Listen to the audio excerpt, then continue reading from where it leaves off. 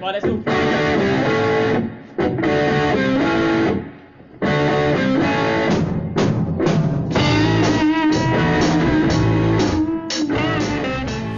Hi guys, welcome to today's blues lesson, the next part in the series. Today we're going to go through the first of many blues licks that we're going to go through. Okay, so this is the lick we're going to go through. Just that lick over and over again. No. So that's the main lick we're going to go through. Then I'm going to go through a couple of different ways to end that lick, a couple of different variations on that lick. So it's going to be 4 licks in total, okay? This is a lick that I jokingly call blues lick number 1 because it's so ubiquitous to the blues that you'll hear it in everything from T-Bone Walker to Stevie Ray Vaughan, you know, and any lick that's lasted 50 years you know must be pretty solid. It's actually still being played now, so it's lasted longer than that, but you know what I mean. So what we're going to do is I'm going to go through that. So I'm going to assume that you know a little bit about guitar and how to do bends, okay? I'm not going to do a how to do bends lesson. I might do that and put it in my beginner section at some point, but I'm going to assume you know a little bit about bends. If you don't, the main thing to really concentrate on is to watch my hand position, basically. So normally I might be playing notes like this, widdly widdly widdly, but I'm going to be more like this when I'm doing bends, okay? So just note that. But so let's just crack on because I don't want to make this too long a video. So what I'm going to do with my ring finger is I'm going to bend the 7th fret, okay, on the G string. So what I'm in A again because we're sticking to A blues. And this lick basically is from the minor pentatonic scale. I'll put a link in the description to my previous video where I go through a combination of go through all 3 scales that I'm going to be using for these licks. And then I kind of put them together, but this is A minor pentatonic, this first bit anyway. And what I'm going to do is I'm going to use my ring finger to do the bend, my middle finger is going to be backing up and helping out, and then my first finger, this is the bit that makes it a little bit trickier, I'm actually going to be barring the 5th fret on the B and the E strings. And now what I'm going to do is I'm going to bend this 7th fret. I'm actually really aiming for a semitone bend, a 1 fret bend. So I'm taking this D note to a D sharp, okay? You can do it as a tone bend, so you'd bend it to that note. Okay? That works, but for speed we're going to do more quarter tone bends.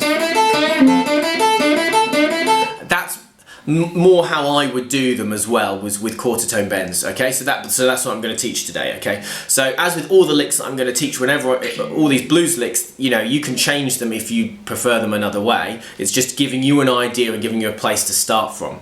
Anyway, I'm digressing again. So what I'm going to do is I'm going to do that bend, little bend, then I'm going to play 5th fret on the B string, then 5th fret on the E string. Now with that first finger, you can bar them both and let it ring together.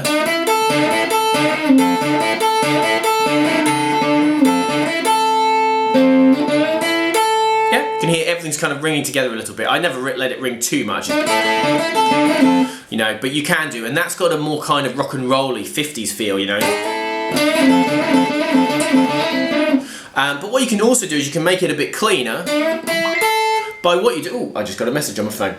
So by what you do here is you play the B string with the tip of your finger, right on the end of your finger, then you flatten your finger for that next note, so you end up killing the first note that you played. So you've got 2 separate notes.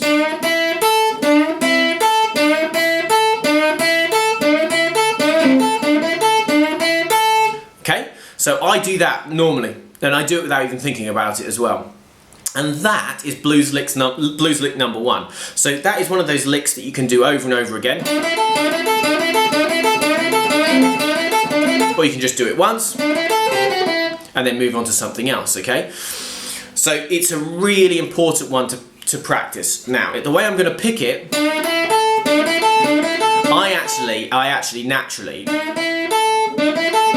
I go down, down, up. That's how I pick that. I can see different ways of picking it that would probably work. If you alternate pick it, that would work as well, if that works with your picking style. But I'm going to go down, down, up.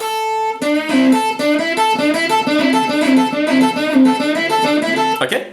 That's it. I've just played it like 1,000 times. But that's blues lick number 1. Okay? So it's the first thing for you to practice. So if you're playing your blues, that'll work over everything.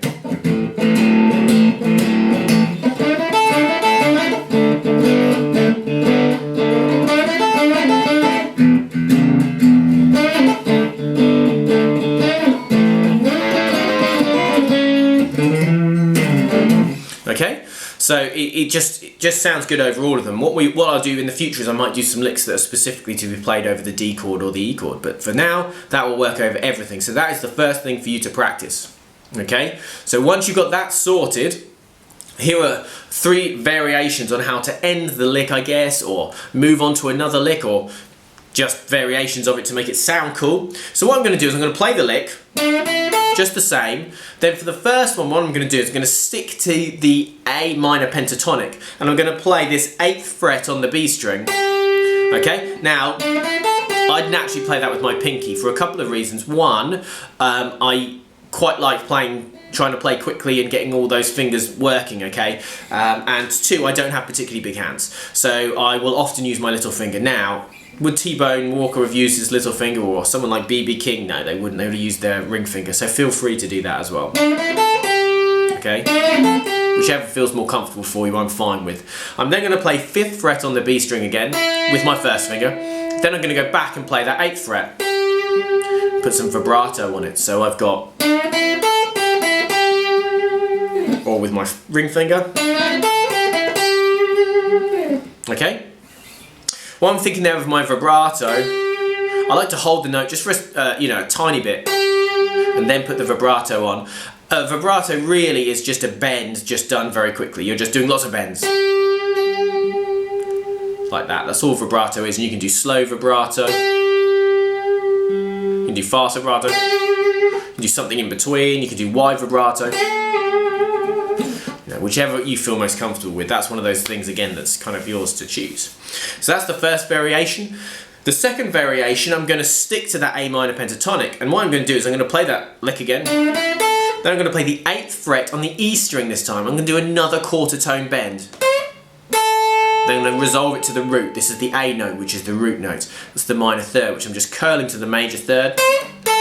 Sounds really bluesy, that kind of little trick. I mean, how good does that sound?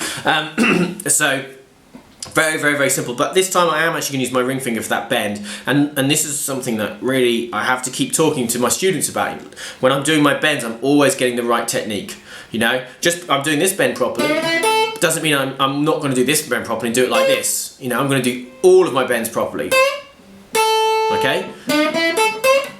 That's one of those things that I've had to say so many times. I go on about it quite a lot. Okay, so that's the second variation on blues lick number 1. The third variation, I'm actually going to throw in some notes from the major pentatonic. Well, I say some, a note from the major pentatonic. And I'm going to play the blues lick number 1. Then I'm going to play 8th fret on the B string, which is minor pentatonic. Then I'm going to play the 7th fret, which is from the major pentatonic, and then back to the 5, which is actually in both. So 5th fret B string notes. Really cool little walk down, and that actually works pretty well over the D chord as well, and the E. It's just some of those notes just sound good. Basically, this is an E note if you want this, F sharp and a G. So you know, that's going to sound really, really good over all those chords. Okay, so those are our 4 licks we've got. We've got blues lick number 1. Then we've got 3 variations. Variation 1,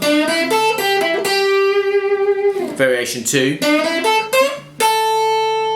Variation 3. Okay? So, those are your homework, basically. Try and learn those. And what I'd really like you to do, and this is what I get my students to do, is I get them to record themselves doing the 12-bar blues. It's just straight up 12-bar blues, okay? Record it 3 or 4 times, record it once and loop it, whatever kind of technology you have to hand. And then practice playing those licks over the top, and practice playing the turnaround that we've done as well over the top as well. So you can practice doing a solo as you're going over, you know.